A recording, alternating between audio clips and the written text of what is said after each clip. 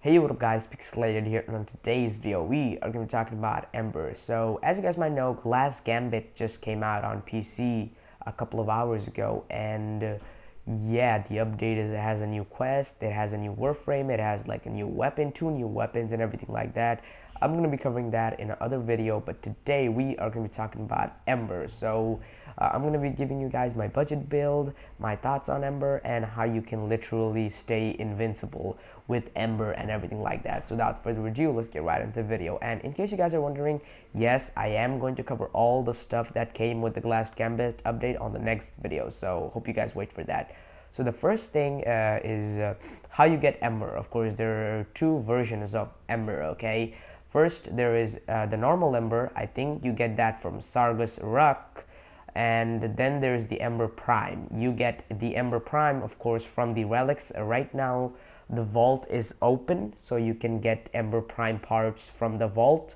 I mean, not from the vault, from the relics, okay? So yeah, that's how you get Ember Prime. And I will leave the drop locations for Ember Prime down in the description below so you guys can check it out. First of all, let's get into the mod setup, okay? So I added Steel Charge to basically increase the mod capacity thing. And of course, then I added Trance and Fortitude. Now, this next mod is absolutely needed, okay? Because Quake, I'm going to tell you what that mod does, okay? Then I have Fleeting Expertise for the efficiency on World on Fire, Vitality for Health. Of course, then we have Streamline for some more efficiency. Then we have Flow. Now you guys can put the normal flow or the prime flow if you want to. That's totally up to you. Then I have Intensify for some more power strength. Of course, then I have Redirection. Now prime flow, I got it from Couture because he bought it.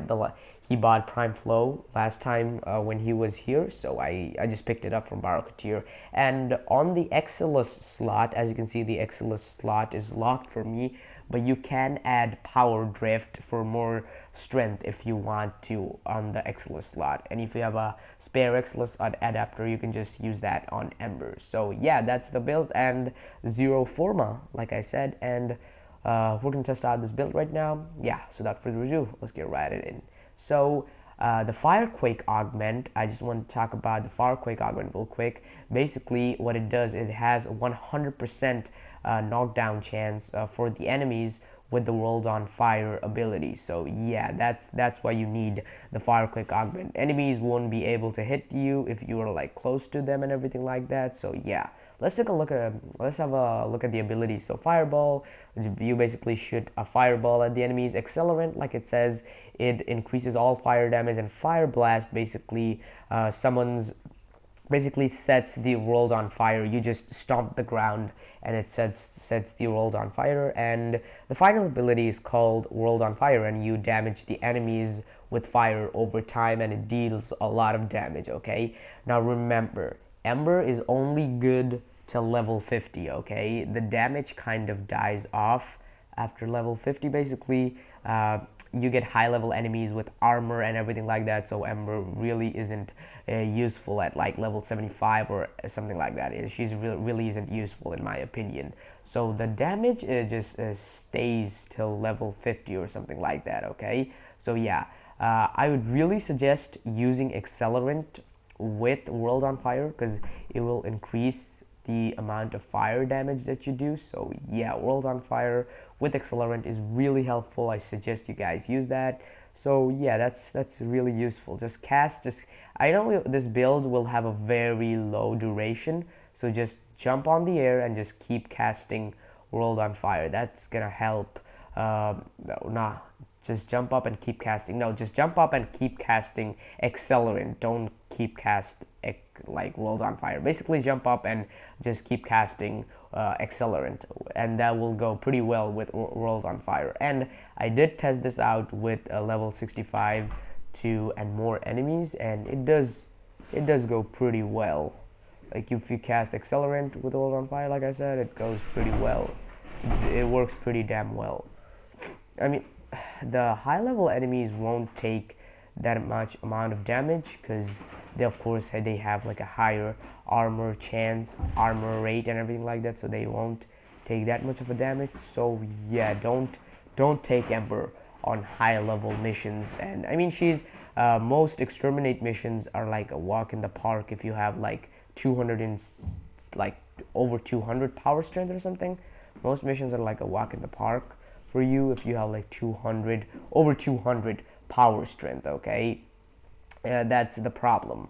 And if you have 200 power strength, your energy will go down much more quicker. That's the problem. If you have a higher power strength, each what you can call it, I don't know how do you explain this. Basically, each rate of the world on fire will consume much and much energy if you have more power strength. So I went with 175 power strength, and you can go with more if you want to, like 200 or like, I don't know, 185 if that's even possible. But if you put blind range or something, I don't know what increases your power strength, maybe that will take down your I don't know, your efficiency or something like that. So I would really suggest going with this build, and 175% efficiency is enough in my opinion. Sorry, my bad. Basically, yeah, that's it. And as you can see, the fire quake augment is definitely needed for this build, because it will basically like stop the enemies from hitting you. Okay, like as you can see, the enemies are just falling off and everything. So in case you're wondering, yes, this does work with bursts. Okay, bursts can hit you if you have the world on fire augment. Okay, they won't, not the world on fire augment, fire quake augment, or it's a world on fire ability augment, whatever you want to say. Basically, the enemies won't be able to hit you if you have that, and pretty much makes you invincible, and pretty much god mode. Okay, and this is a great crowd control. Like if you want to pick up your allies or something, this is a great crowd control ability. So I would really suggest having the firequake augment. It's like 10 platinum. You can pick it up from the trading chat, or if you're like part of the syndicate, you can pick it up for like 25,000 standing. Okay, so it's a nice little augment. I really suggest you guys have it. And it does on level 50 bombard, the world on fire actually did pretty good. Okay, it did pretty decent, I have to say. I mean, 175 strength and 175 efficiency, and it did pretty well. I have to admit that. Okay, I never thought it would do this much well, but it did do pretty well. And in case you're wondering, avoid enemies, I did try this on void enemies like level 30 to 40, and yeah, they went out pretty quick. Okay, so to sum it up, I can pretty much say this build will go to level 65 or even higher. It'll go even higher, I think. So yeah, it'll go pretty high. Like corrosive projection would help with this pretty much. I don't know, corrosive projection might help with this in case if you're running with a team with like, I don't know, fucking 4 corrosive projections, the Ember can kill shit very quickly. Okay, if you're running with a team of like 4, like literally 4 corrosive projection, like the enemies won't even have armor. Okay, they won't even like stay a second. They will just literally get killed by world on fire. So hope you guys use the corrosive projection if you are in a team and everything like that. So yeah, that's it for this video, guys. I hope you guys enjoyed this video. Hit that like button if you enjoyed the video, guys. If you're new to the channel, make sure you hit that subscribe button, because hitting that subscribe button helps me out a ton. And yeah, I'll catch you guys on the next one. I'm out.